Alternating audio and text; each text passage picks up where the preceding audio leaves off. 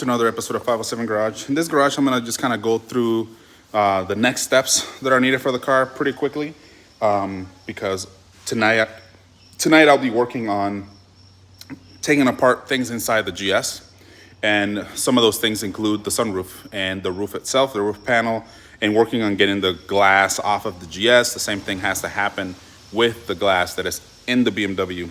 The front and the rear glass need to come out. So I'm gonna start working on those things tonight. Like I said, first we'll be on the GS. But again, welcome to another episode. I'm trying to stay consistent in making one every week and then releasing them. So I'm asking for your patience and understanding.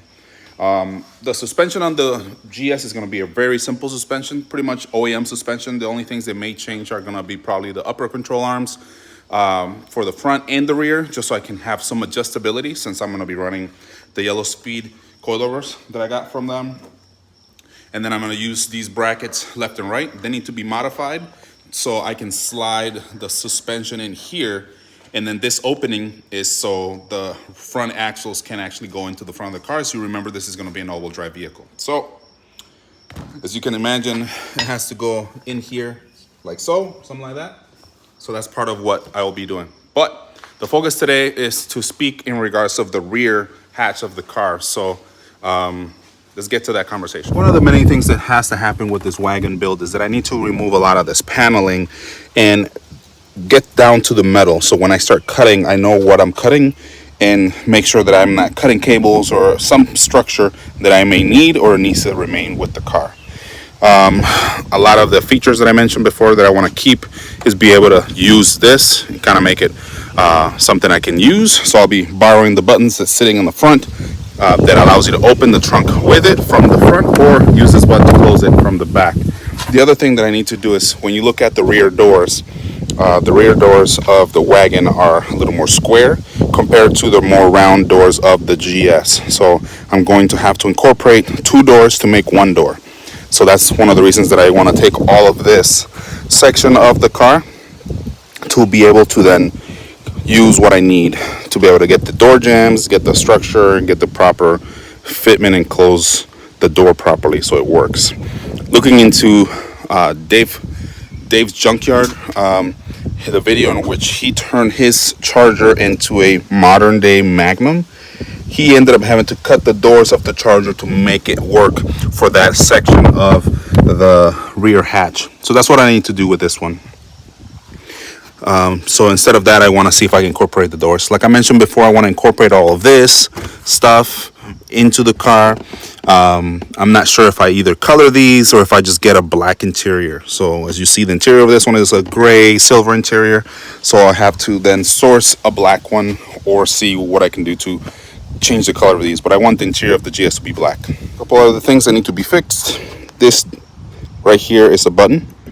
I don't know if you can hear it, but it's a button and it's not working. So I need to then replace this so then the glass can open, because that glass on this car opens along with the hatch or tailgate, which are separate. Similar to like my Suburban, where I can open the glass or the entire tailgate.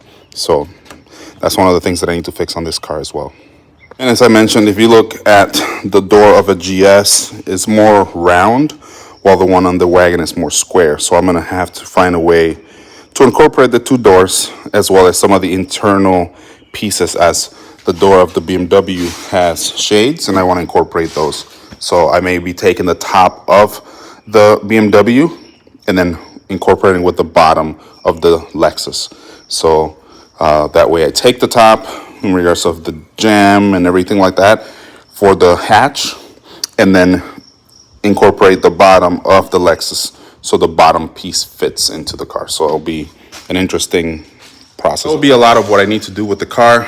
So we will be cutting this car up next weekend. Altered Intent is who is taking the bottom half of the car, or the remainder of the car. So he's going to be coming here to pick up the car as well as help me cut the car. And then I will be starting my process. So one of the things that I need to start doing with this car, and I'll be working on that tonight, will be to start taking the